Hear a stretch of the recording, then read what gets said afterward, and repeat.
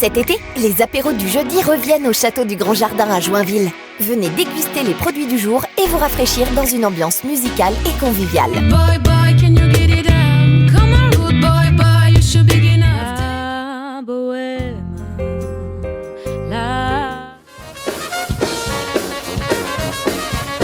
Et si vous réservez 48 heures à l'avance, obtenez un avantage sur votre soirée.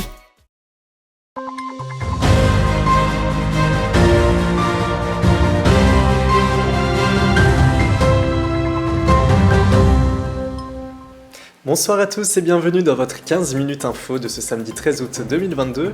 Tout de suite, c'est les titres de cette édition. Nouveau cri d'alerte lancé par l'établissement français du sang. Le niveau des réserves de sang de la France est aujourd'hui très préoccupant. Carton plein à la piscine de Sermaises-les-Bains. Cet établissement est très important pour la commune marnaise. Pourtant, la piscine a bien failli ne pas pouvoir ouvrir ses portes. Des lettres d'amour pour les seniors. Ces petites lettres sont distribuées par les EHPAD dans l'association Une lettre, un sourire. Et voilà pour les titres. L'établissement français du sang tire le signal d'alarme, constatant que le niveau des réserves de sang de la France est aujourd'hui en dessous du seuil de sécurité, cela depuis plusieurs jours.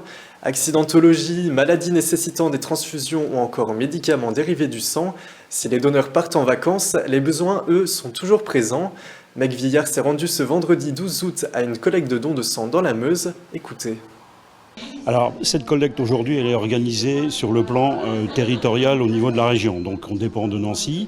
C'est Nancy, tous les ans, qui nous donne des dates de collecte sur notre commune, puisque ancestralement, on a accepté de jouer le jeu, si je peux dire ça comme ça, de participer à la collecte de sang. Et sur la commune, il y a 2 collectes annuelles, une au mois d'août et une au mois de décembre. C'est assez compliqué. La problématique, c'est que la collecte de sang, c'est une démarche volontaire. Maintenant, de plus en plus de contrôles sont faits pour que le sang qui est réceptionné soit apte à pouvoir être transférable, si je peux dire ça comme ça. Aujourd'hui, c'est très difficile. Il y a beaucoup de gens qui prennent des médicaments qui sont systématiquement exclus, des gens qui ont de la tension qui sont exclus ponctuellement. Voilà, donc il y a un questionnaire qui est obligatoirement rempli avant la prise de sang. Et quelquefois, le médecin qui est en place juge que c'est pas opportun de prélever la personne pour des raisons médicales qui leur sont propres. Alors ça génère, je pense, effectivement de la pénurie. Et puis, malheureusement, de plus en plus de gens ont besoin de transfusion à cause des accidents, de maladies, d'opérations, etc. Donc, ceci génère peut-être cela. On est surpris de l'intensité des personnes qui sont là. Normalement, le mois d'août, c'est une période creuse, c'est une période estivale, les gens ne sont pas là.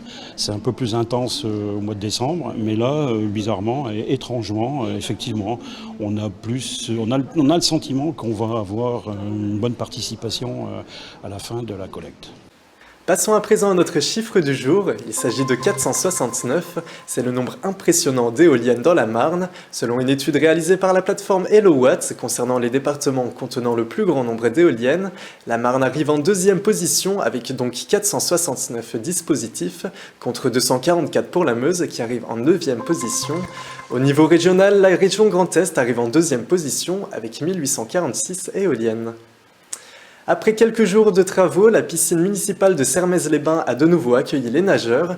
Pourtant, la commune ayant eu quelques difficultés par rapport au manque de recrutement de maîtres nageurs, elle a pourtant réussi à réouvrir ses portes. Un reportage d'Elsa Jacobet. La piscine municipale de Sermaises-les-Bains connaît un réel succès durant cette période estivale.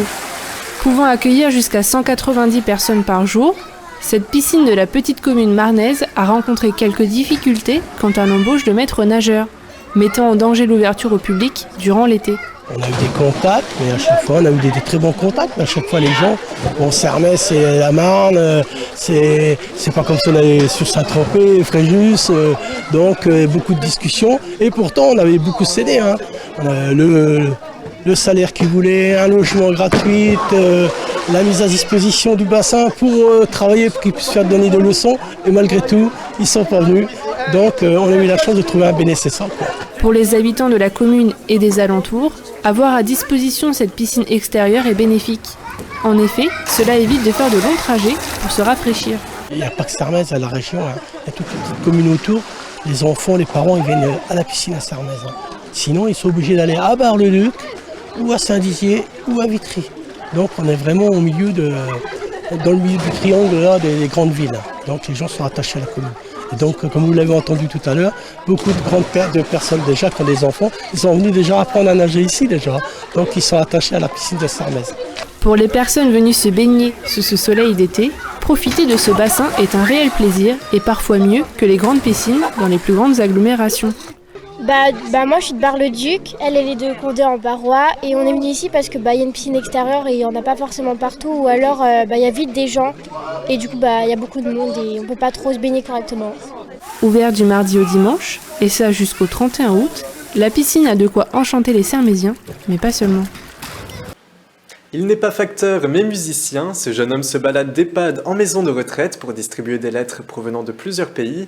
Derrière cette idée, l'association Une lettre, un sourire espère ainsi lutter contre la solitude dans les établissements pour seniors.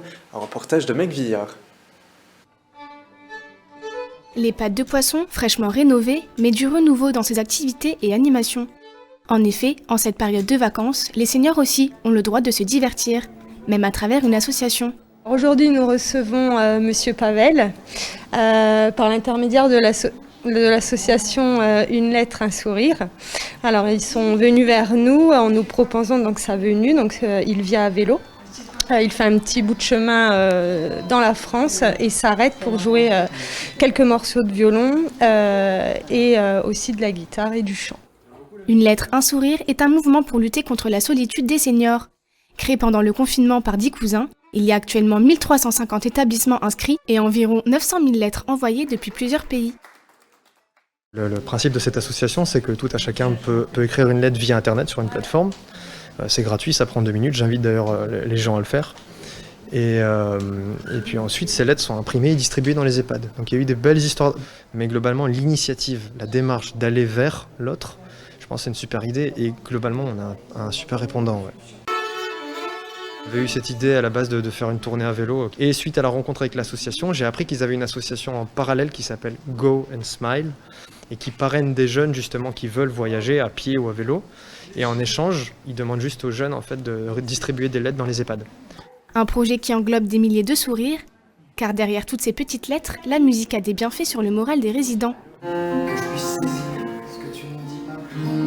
Il est vrai qu'on a beaucoup d'ateliers musicaux, devenus d'artistes, de chanteurs, mais c'est vrai que c'est la première fois qu'une personne se déplace à vélo et propose ses services à l'EHPAD. Il a été prouvé que la musique a des bienfaits sur les résidents, au niveau de l'humeur, au niveau de se récréer. Chanter. Alors surtout avec le son violon, une musique formidable, sensationnelle. Il y a des jeunes qui se mettent à faire des choses pareilles, des belles lettres comme ça, c'est formidable. Un moment émouvant pour les résidents qui ont pu voyager durant quelques minutes. Un geste formidable qui donne du soutien.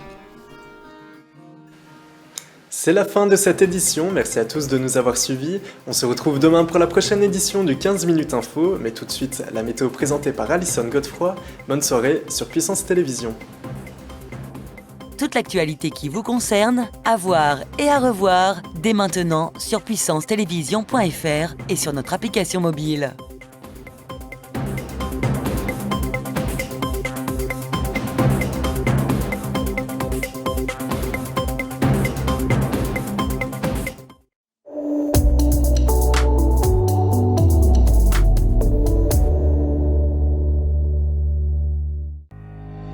Bonsoir à tous, bienvenue dans votre bulletin météo.